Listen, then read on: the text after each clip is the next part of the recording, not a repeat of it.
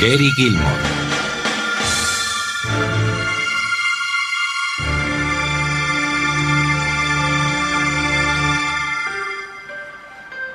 El 4 de diciembre de 1940, Frank y Bessie Gilmore, junto con su hijo de 1 año, Frank Jr., viajaban sin rumbo por Texas. Bessie, que estaba embarazada de 9 meses, se puso de parto, y Frank se detuvo en un pequeño pueblo petrolífero donde Bessie dio a luz a su segundo hijo, Faye Robert Kaufman. Kaufman era uno de los muchos apodos que utilizaba Frank Gilmore para que no pudieran seguir su rastro. También era conocido como el 100%, porque vendía anuncios de revistas inexistentes y se quedaba con el 100% de los beneficios. A Bessie no le gustó que Frank hubiera puesto a su hijo el nombre de Faye, así que 2 semanas después, cuando reanudaban su viaje sin rumbo, Bessie le cambió el nombre por el de Gary Mark Gilmore. Los 8 años siguientes fueron muy duros para la familia Gilmore. Se trasladaron de pueblo en pueblo, y Bessie tuvo a su tercer hijo, Galen. Frank era agresivo, bebía demasiado y con frecuencia acababa en prisión. Cuando Gary cumplió 8 años, Bessie obligó a Frank a establecerse en Portland, Oregón, donde dejó de beber y creó una publicación legal llamada The Building Code Digest. Viajaba frecuentemente por trabajo, algo que beneficiaba a Gary y a sus hermanos, ya que cuando él estaba cerca nunca se sabía lo que podía pasar. Pegaba a los niños con frecuencia sin ninguna razón, solo porque él lo consideraba oportuno. A veces incluso se ocultaba hurtadilla detrás de la puerta y cuando sus hijos entraban, les atacaba sin ningún motivo aparente.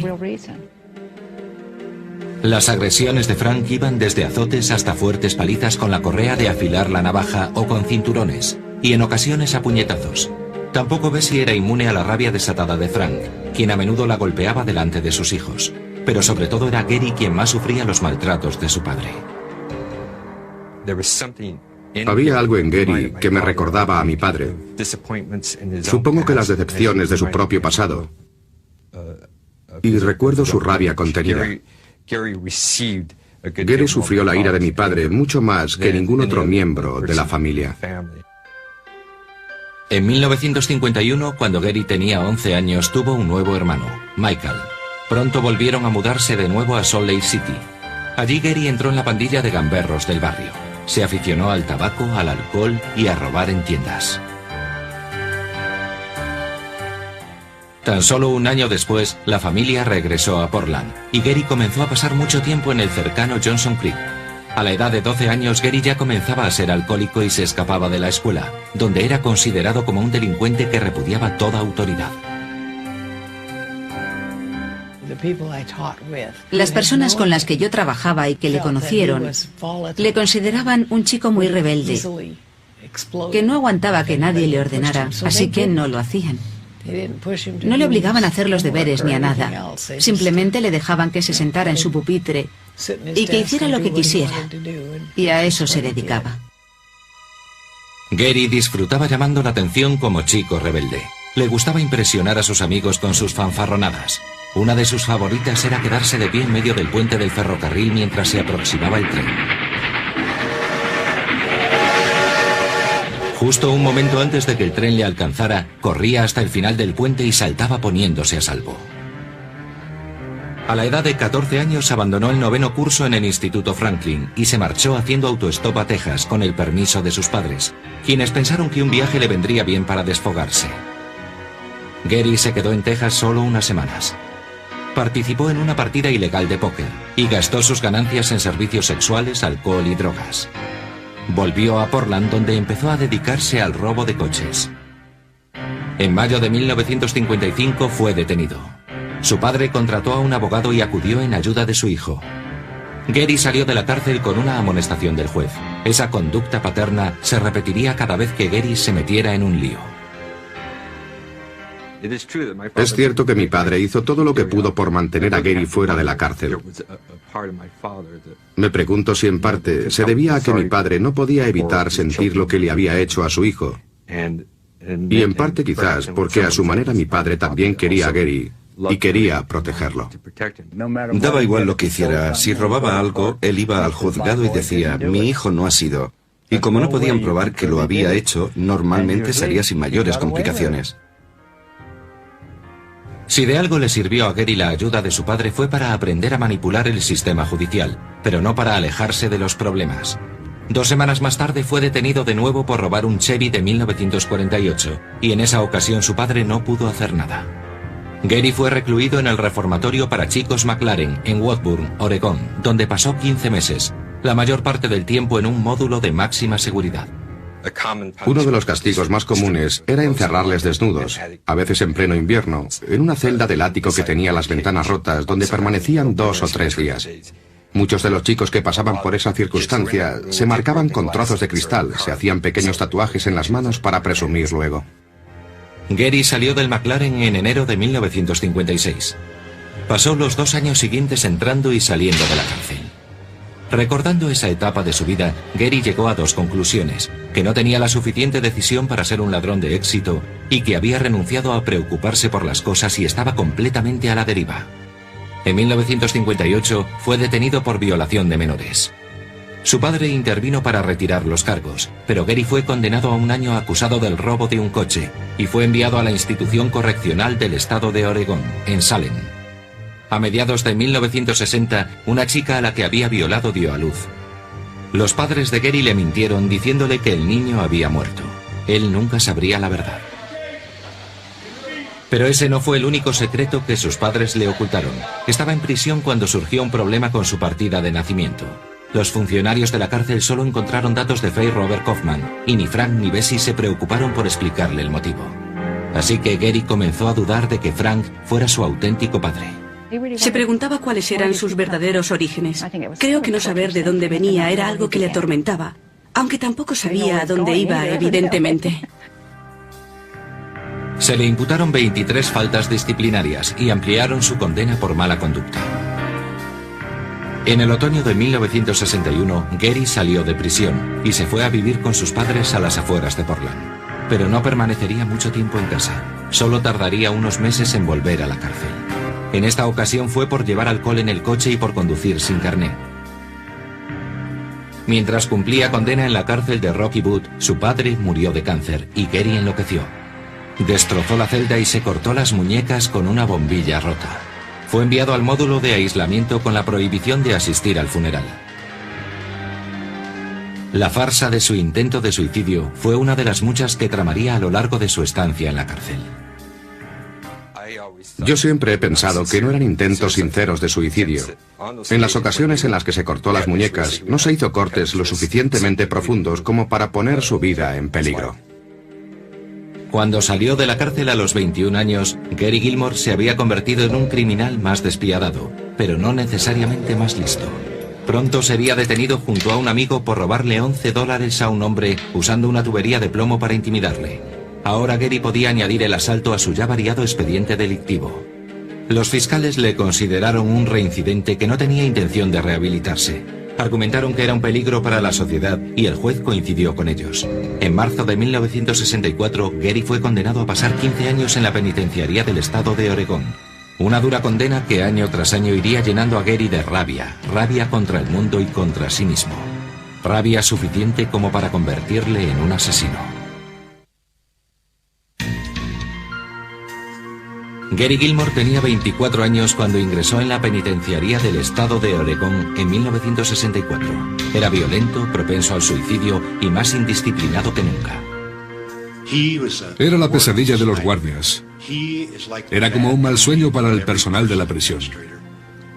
Rompía todas las normas, desafiaba la autoridad, atacaba a los demás reclusos, consumía drogas, bebía alcohol y todo lo que cayera en sus manos. Era un individuo antisocial. Para Gary la vida en la cárcel era inaguantable. El ajetreo constante y las luces encendidas las 24 horas del día le estaban volviendo loco. Una experiencia que más tarde Gilmore recordaría en una grabación.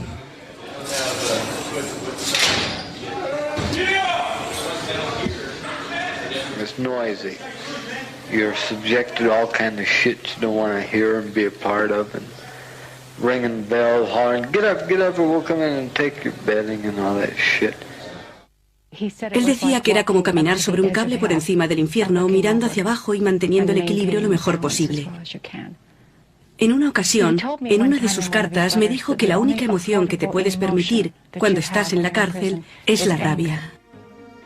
La rabia de Gary se evidenciaba en sus constantes quejas, la mayoría de las veces por desatención médica. Poco después de su llegada a la cárcel extrajeron los dientes que estaban en mal estado, pero la dentadura que le fabricaron parecía no encajar nunca en su boca. Se convirtió en una cruzada personal, incluso asaltaba a los dentistas. Llevó aquello a un extremo que yo no había visto nunca. Era su causa y giraba todo en torno a ella. Fue algo que se prolongó durante meses, meses y más meses. Las dentaduras no le encajaban, no le quedaban bien. Las rompía o las tiraba al retrete. Intentó de todo, incluso huelgas de hambre, y creo que se autolesionó más de una vez. Encerraron a Gary en una de las celdas de aislamiento, el módulo de segregación disciplinaria. Pasaría 23 horas al día solo, en una celda, con 1 hora para hacer ejercicio y darse una ducha. Gary visitó frecuentemente aquella celda. Tras sus continuas estancias en el módulo de aislamiento surgiría un Gary Gilmore distinto. Comenzó a escribir poesía, a dibujar y a aprender por sí mismo humanidades, arte y literatura. Su coeficiente intelectual era de 130. Creo que en la celda de aislamiento encontró una especie de alivio. Supongo que el aislamiento le supuso realmente un cierto descanso. Le hizo olvidarse de su apetencia por ser el preso más duro. Se alejó de esos deseos y de esos horrores. Pero ni el confinamiento en la celda de aislamiento pudo silenciar a Gary Gilmore.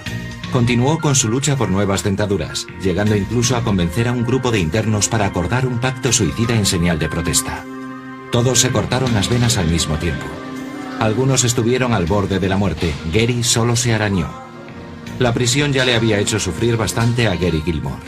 En 1970 fue ingresado en la unidad de psiquiatría.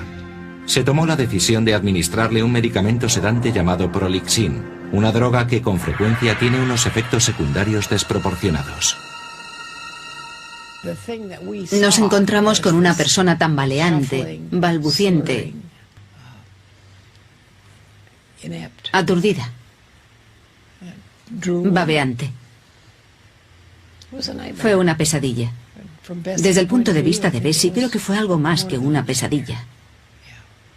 Me dijo que estaba paralizado, que ni siquiera podía bajarse la cremallera del pantalón para orinar.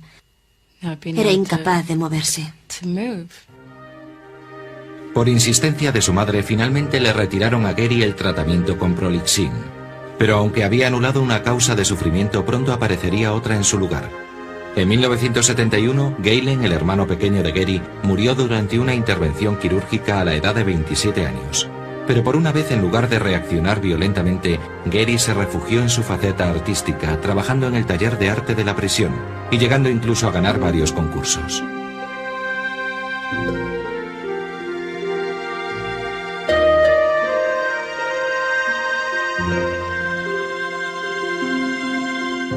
Como resultado de su éxito artístico, a Gary se le ofreció una oportunidad única de encauzar su vida. Se le permitió salir de la cárcel para asistir a una escuela de arte en un centro universitario. Pero como había hecho otras veces, Gary desaprovechó la oportunidad. Atracó una estación de servicio a punta de pistola. Fue detenido inmediatamente y trasladado a la cárcel del condado de Multnomah. Un par de días después, en otro intento fallido de suicidio, se hirió un brazo y se punzó el estómago. En febrero de 1973, Gary fue condenado a 9 años más y volvió a la penitenciaría del estado de Oregón, en donde paulatinamente se fue volviendo más violento con los guardias de la prisión. La dirección decidió volver a administrarle Prolixin, la droga que le había convertido en un auténtico zombi 3 años antes. Solicitó un castigo alternativo y lo consiguió. Gary fue trasladado a Marion, Illinois, una prisión federal de máxima seguridad, la mejor equipada para controlar internos conflictivos. Pero no estaría allí mucho tiempo. Comenzó a escribir de forma regular a su prima Brenda, de Provo, Utah, expresando el dolor por todo el tiempo de libertad que había perdido. Año y medio después se acordó concederle la libertad condicional bajo la responsabilidad de su prima. En abril de 1976, Gary viajó en avión a Salt Lake City. Brenda le recogió en el aeropuerto. Llevaba todo lo que poseía en una pequeña bolsa de deportes. Me pareció algo muy triste y me producía una enorme pena que después de tantos años quepa toda su vida en una bolsa más pequeña que la de la compra. Pero Gary había perdido algo más que posesiones materiales. Después de pasar casi la mitad de su vida tras los barrotes de la cárcel, carecía de la capacidad necesaria para adaptarse a la vida en el exterior. Era impaciente y se deprimía con facilidad. Pero su tío Bernd intentó ayudarle y le dio un trabajo en su taller de reparación de zapatos, aunque Gary se despistaba fácilmente. Cada vez que entraba una chica en la tienda le silbaba y le decía piropos. Yo tenía que hablar con él todos los días. No hagas eso. Y él me decía, ¿la has visto? Sí, la he visto, pero no sigas, no acoses, no silbes. No le gustaba nada que le reprimieran.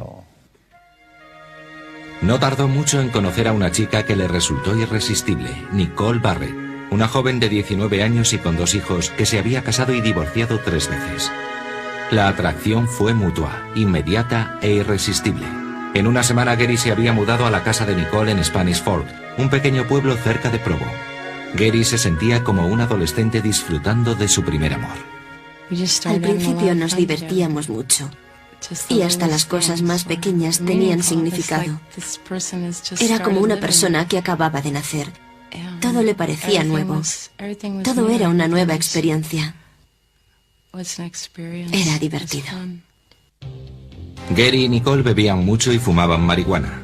A Brenda, la prima de Gary, le preocupaba que Nicole, que tenía la mitad de la edad que Gary, fuera una mala influencia para él. Pensaba que el amor ciego de Gary solo podría traerle problemas. Era casi como un viejo marinero que lleva demasiado tiempo en el mar y oye la llamada tentadora de las sirenas en medio del océano. Creo que cuando Gary se reinsertó de nuevo en la sociedad y conoció a esa chica, Nicole, fue para él como un canto de sirenas. Le estaba trayendo cada vez más y más. Y si alguna vez han oído historias del mar, eso significaba que lo llevaba hacia los arrecifes. De hecho, la colisión fue inminente. La combinación de un medicamento para las jaquecas y el alcohol produjeron en Gary violentos cambios de humor y disfunción sexual. La bebida era lo que más le afectaba. Había cambiado. Era como alguien que no podía asumir la libertad. Se comportaba más como un preso evadido que como alguien en libertad condicional. Se sentía como si tuviera que vivirlo todo y quería hacer todo lo que se le ocurría. Eso incluía el robo de tiendas. Gary robaba cerveza, cigarrillos y cualquier cosa que llamara su atención, incluso armas. A finales de junio llevó a la casa de Nicole una bolsa con pistolas robadas. Me dio un miedo terrible. Intuí que aquello era el principio del fin. Estaba sobrepasando los límites y eso le llevaría al desastre. Pensé que ya no tenía solución, que iba a cometer alguna locura. Nicole hizo posiblemente lo más inteligente, la cosa más razonable que podía hacer, dejar a Gary. Gary Gilmore, con 35 años, estaba destrozado, y toda la rabia acumulada durante su larga estancia en la cárcel se hizo notar. Una semana después, la ciega pasión de Gary por Nicole se convertiría en una furia desatada. El resultado sería mortal.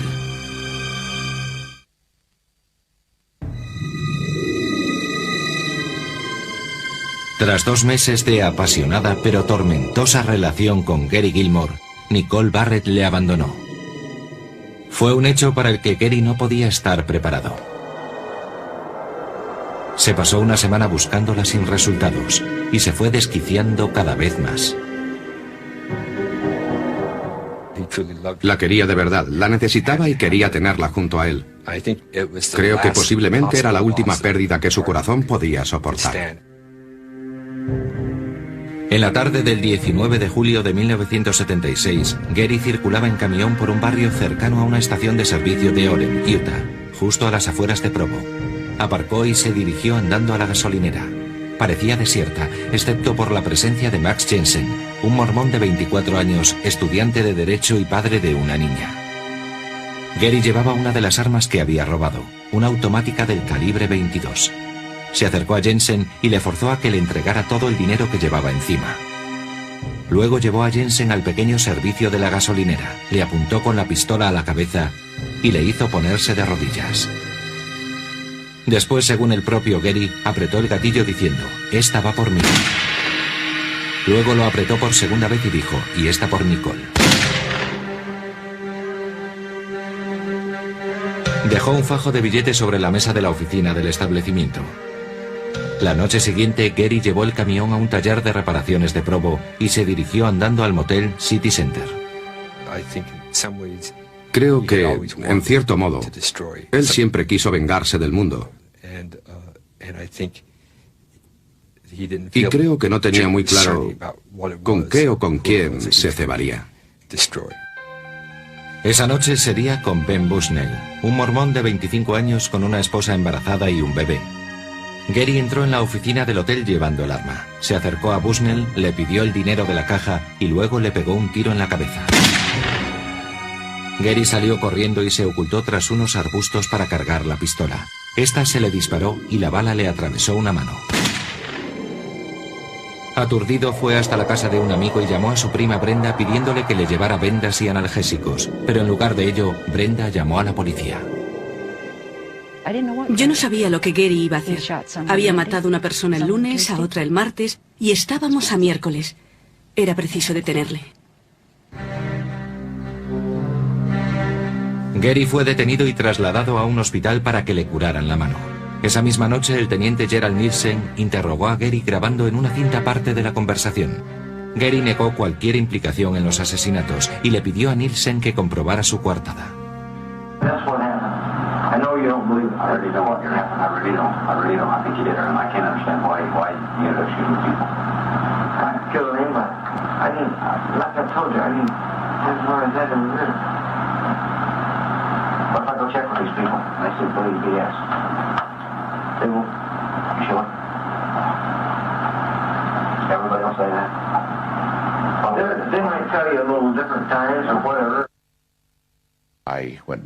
Volví para hablar con él y le dije, tu coartada está llena de lagunas.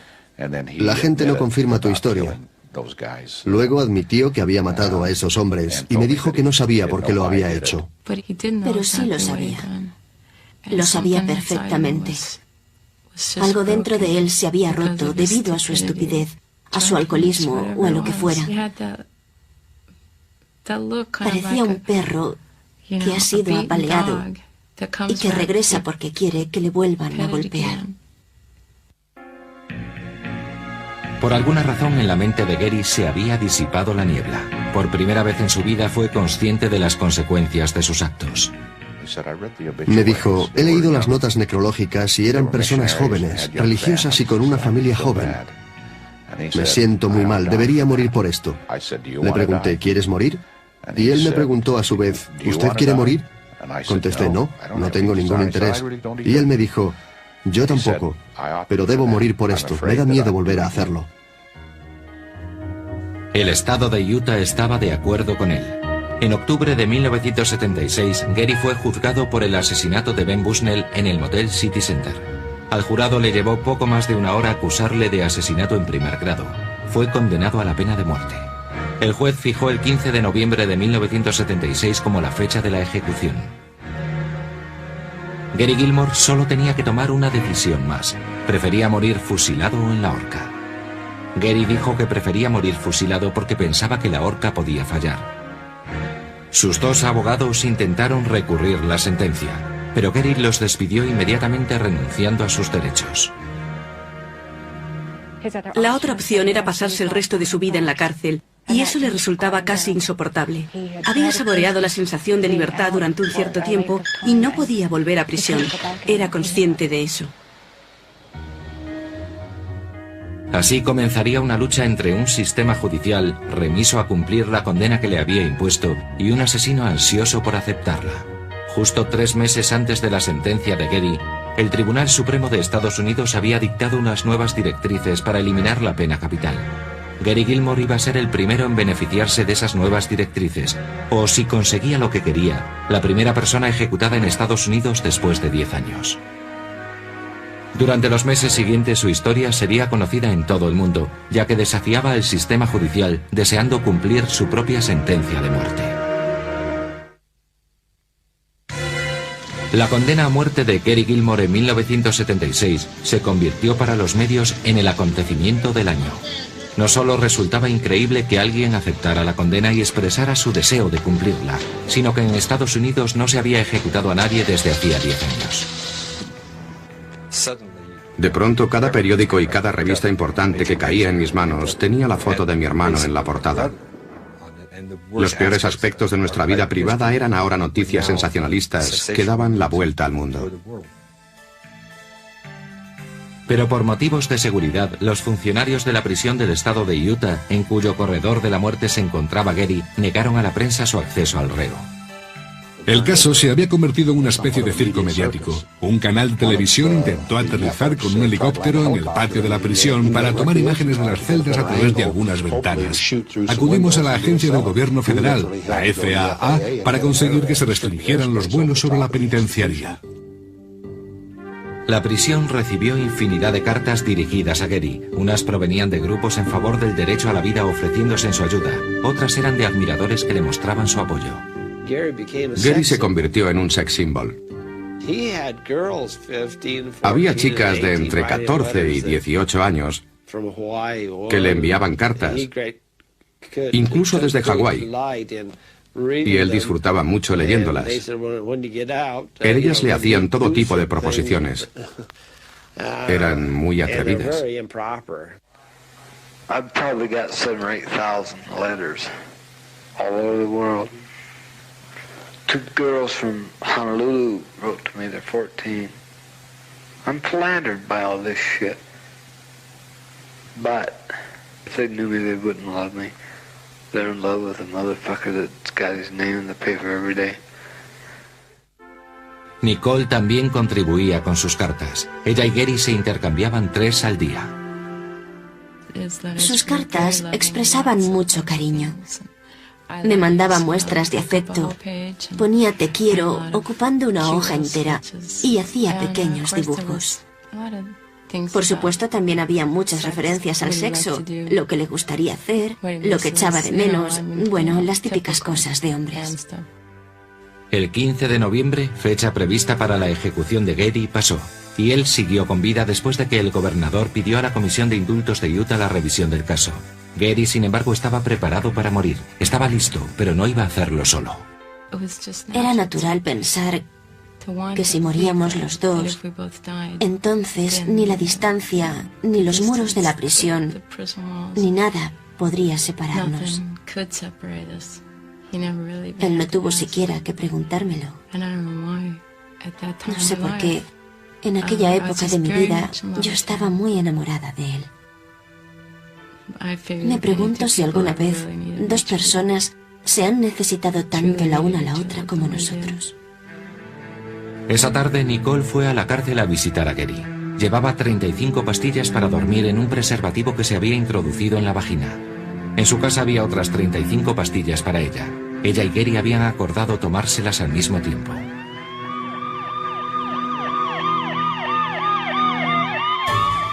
Tanto Nicole como Gary sobrevivieron. Nicole fue ingresada en un hospital para enfermedades mentales y después de unos días Gary volvió a la cárcel. Se prohibió todo contacto entre ambos y Gary comenzó una huelga de hambre en señal de protesta. El pacto suicida aumentó el interés de los medios por el caso. Los canales de televisión y Hollywood rivalizaban por la exclusividad de la historia. A través de su tío Vern, Gary firmó un acuerdo con el productor de cine Lawrence Schiller. Vendí los derechos para el libro, la película, la obra de teatro, los derechos de televisión y todo lo demás por $50,000. Lo hice lo mejor que pude. Yo pensaba que toda esa maquinaria que se había montado en relación con toda la gente implicada en el proceso judicial, en el proceso comercial y en el mediático, toda esa enorme maquinaria, ese tren, solo se detendría en el momento de la muerte de Gary. Gary tendría una nueva oportunidad para salvar su vida. El 28 de noviembre se presentó con 2 nuevos abogados ante la Comisión de Indultos. I simply accepted a sentence that was given to me. I've accepted sentences all my life. I didn't know I had a choice in the matter. When I did accept it, everybody jumped up and wanted to start to argue with me. It seems that the people, especially the people of Utah, they want the death penalty, but they don't want executions. And when it became a reality that they might have to carry one out, well, I started backing off on it. Well, I took them literal and serious when they sentenced me to death. I thought you were supposed to take them serious. I didn't know it was a joke. I would like them all, including that group of reverends and rabbis from Salt Lake City, to just bud out. I don't think they, this is my life and it's my death. It's been sanctioned by the courts that I die, and I accept that. As far as seeking anything from you, I don't. I'd like to reiterate that I probably don't deserve it either. Gary consiguió su deseo. La comisión decidió fijar una nueva fecha para la ejecución, pero aún quedaban más obstáculos. Bessie, la madre de Gary, y un gran número de asociaciones contrarias a la pena capital recurrieron para un aplazamiento de la ejecución. Él no quería un aplazamiento. Dijo que no quería quedarse allí 5 años esperando a que un juez con cerebro de mosquito tomara una decisión, según sus propias palabras. El 3 de diciembre, el Tribunal Supremo de Estados Unidos concedió el aplazamiento. A través de los periódicos, Gary envió una carta abierta a su madre pidiéndole amablemente que abandonara. La acción legal de Bessie duró poco, fue desestimada tan solo 10 días después. Al día siguiente, Gary se presentó de nuevo ante el juez y fue fijada una nueva fecha para la ejecución. Sería el 17 de enero. Pero 4 semanas de espera eran demasiado para Gary Gilmore. Había estado almacenando pastillas en su celda y aquella noche intentó quitarse la vida, pero fracasó de nuevo.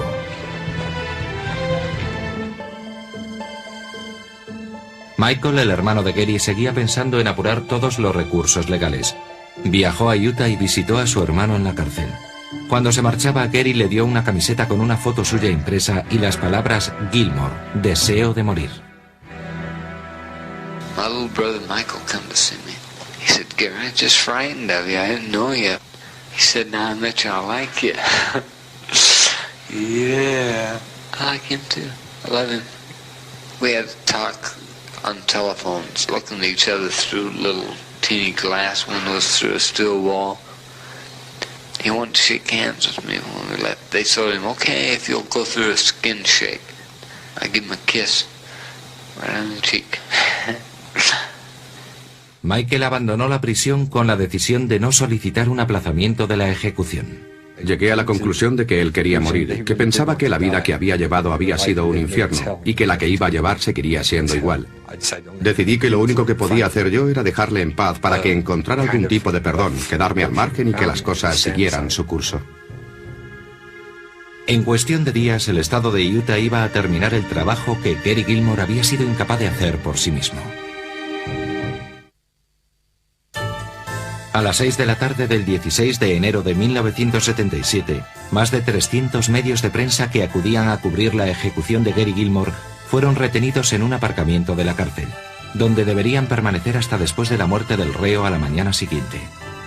Se permitieron las manifestaciones de protesta en la carretera que hay frente a las puertas de la cárcel. Tras los muros de la prisión del estado de Utah, Gary Gilmore, con un positivo estado de ánimo, disfrutaba de su última noche con sus amigos y su familia. Se sentía muy feliz. Bailó y boxeó conmigo. También estaba tomando una medicación, unas pastillas. No tengo ni idea de lo que eran, pero le ponían muy contento, se lo aseguro. Se las tomaba a puñados. Además de las pastillas, Gary también se había emborrachado con 3 pequeñas botellas de whisky que su tío Bern había conseguido colar en la cárcel. Me las metí en el bolsillo. Entré andando, me quité el abrigo y lo dejé a un lado. Están en el bolsillo derecho de mi abrigo, Gary, son 3. ¿Cómo las necesito?, dijo. Así que fue, cogió las 3 botellas y desaparecieron casi inmediatamente. El abogado de Gary, Ron Stanger, consiguió que Gary contactara telefónicamente con su cantante favorito, Johnny Cash. Johnny le cantó una canción. Y Gary, que en ese momento estaba eufórico, intentó cantar también, pero no podía conseguir el tono. Don't be angry with me, darling, if I fail to understand all your little whims and wishes all the time. La fiesta empezó a decaer y mientras la gente se quedaba dormida, Gary hizo una grabación de audio para Nicole. Oh, baby, I love you. You're part of me. Man, I can't can't be anything without Nicole. If I didn't have you, wow, I'd go wild. Oh, baby, I want to be free of this planet. I just want you too. Esa misma noche, la Unión Americana para las Libertades Civiles consiguió en el último momento un aplazamiento de la ejecución. Unas horas más tarde, el Tribunal de Apelación del 10º Circuito convocó una sesión de urgencia en Denver, Colorado.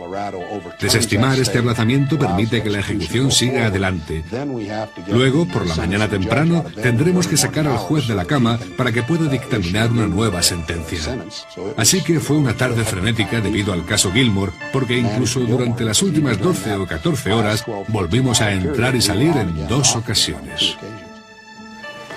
Here I am again. They're going to close the door. Man, they just come and told me that they still may execute me. Nicole, I want to be executed. I want to be dead. I want to be out of this fucking shit. It's been a bum life. A las 7:30 de la mañana se inicia la ejecución. Los guardias de la prisión escoltan a Gary. Le acompañan Bern, Loren Schiller, los abogados de Gary y 2 predicadores. Se dirigen a una fábrica de conservas abandonada que se encuentra en la parte trasera de la prisión. Gary fue atado a una silla con unas correas de nylon. Se sentó de cara a una pared de color gris que estaba a 7 metros de distancia. Había 5 pequeños orificios para los rifles. Sobre el corazón de Gary fue colocado un papel con una diana. Incluso en los últimos momentos de su vida, Gary Gilmore demostró no tener miedo a la muerte. Atado a la silla de ejecución, Gary, bromeando, le pidió a su tío que echaran un pulso. Me dijo, déjame retarte una vez más. Yo le contesté, Gary, no puedo levantarte de esa silla. Y él me preguntó, ¿lo harías? Él siguió bromeando hasta el último momento. Yo fui el último que le vio. Me sentía tremendamente emocionado. Me sentía como si estuviera sufriendo un shock. Entonces me acerqué a él y le di un abrazo. Estábamos todos alineados formando un semicírculo. Entonces el alcaide se acercó a Gary y le preguntó, ¿hay algo que quieras decir? Y él contestó, sí, vamos allá. A Gary le pusieron una capucha negra en la cabeza. Cuando dispararon le miré y vi sangre correr por su camisa. Corría lentamente, muy lentamente. Parecía casi negra. Caía por la camisa y empezó a gotear sobre el suelo. I would like to say at this time that Gary, my nephew, he died like he wanted to die, in dignity. When I talked with him in the wee hours of the morning, he did express thanks for many of the things that happened to him, and he expressed sorrow for the deeds that he did. Yo me había ido a la caravana donde vivía mi madre porque quería estar con ella en aquellos momentos. Entonces alguien trajo un periódico justo antes de la hora en la que iba a tener lugar la ejecución. Ponía que había sido aplazada durante la noche. Puse la televisión y dijeron en las noticias que la ejecución acababa de tener lugar. Aquella mañana Nicole seguía en el hospital para enfermedades mentales donde la ingresaron después de su intento de suicidio. De pronto vi su cara. Me levanté y se estaba retorciendo de dolor. Me sorprendió. Me asusté mucho. Entonces vino el médico y me dijo que Gary acababa de ser ejecutado. Inmediatamente después de la ejecución de Gary, la mayoría de sus órganos fueron donados para trasplantes. Su cuerpo fue incinerado y se esparcieron sus cenizas desde un avión sobre Spanish Fork, Utah, el pequeño pueblo donde él y Nicole habían vivido juntos durante un tiempo. Los $50,000 obtenidos por los derechos de su historia fueron repartidos entre los miembros de la familia. Parte del dinero fue entregado a las viudas de los 2 hombres que él había asesinado. El día después de la ejecución, la prensa nacional e internacional dejó de engrandecer el mito del asesino arrepentido. Fue una locura. Fue un circo. Sacaron la mayoría de las cosas fuera de contexto y lo convirtieron en algo que no era real. Solo con la intención de vender. Todo tenía un precio, la vida privada, los recuerdos, los pequeños detalles. Fue horrible, realmente horrible. Gary fue el centro de atención mientras pudo. Desafiando al sistema para que ejecutara la condena que le había sido impuesta, trataba de poner fin a una lucha que había comenzado con las palizas de su padre hacía más de 30 años. De una forma extraña, Gary Gilmore había conseguido la victoria. Se refirió a un pasaje de Nietzsche, el párrafo que dice que debe llegar un momento en la vida de un hombre en el que debe levantarse y enfrentarse a su propia historia. Creo que eso fue parte de lo que vio Gary. Era una forma de no morir en el anonimato. Era una forma de morir haciendo una conquista. También era una forma de cuestionar a una forma de autoridad que él había llegado a odiar y contra la que había luchado y se había rebelado siempre. Pero fue una victoria a costa de otros. Gary Gilmore había provocado 3 ejecuciones, la suya propia y las de Max Jensen y Ben Bushnell, los 2 jóvenes trabajadores que habían muerto por su capricho. Están perdidos, sus familias y sus seres queridos están completamente perdidos en la historia de Gary Gilmore. Y eso es una auténtica tragedia para nosotros como nación. Es una tragedia para nosotros como individuos que elijamos encumbrar a los Gary Gilmore del mundo y nos olvidemos de los Jensen y los Bushnell. El carácter de mito alcanzado por Gilmore fue inevitable. Su ejecución abrió el camino a cientos que le siguieron desde que murmuró su inolvidable frase: «Vamos allá». Con Gary se inició una especie de historia moderna. La historia del desinterés que mostramos por la violencia que nos rodea, sin preocuparnos por intentar comprender sus causas. Vivimos un momento en el que no queremos mirar esas cosas para comprenderlas. Vivimos un momento en el que queremos ocultar esas cosas y simplemente condenarlas. Y el peor resultado de todo ello es que a causa de ese afán por aumentar las medidas punitivas, conseguimos que muchos más Gary Gilmore quieran ser protagonistas.